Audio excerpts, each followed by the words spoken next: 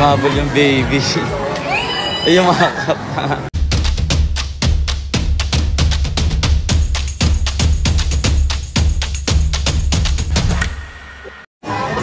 Ayan guys, ang dami nagpapapicture guys.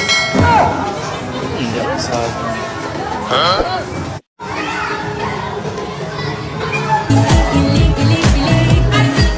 Umabol yung baby. Ay, yung mga kapa. Tamang waiting lang. Silang dalawa guys, so kamang bili na agad ng no, iinumin.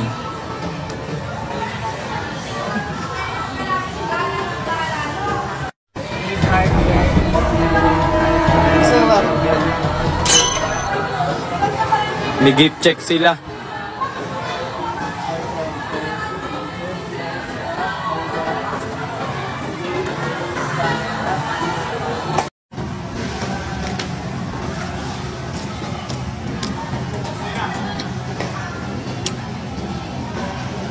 Lagyan mo.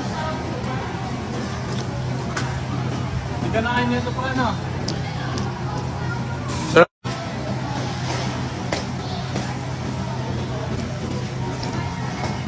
Guys, dami nilang kinukuha guys.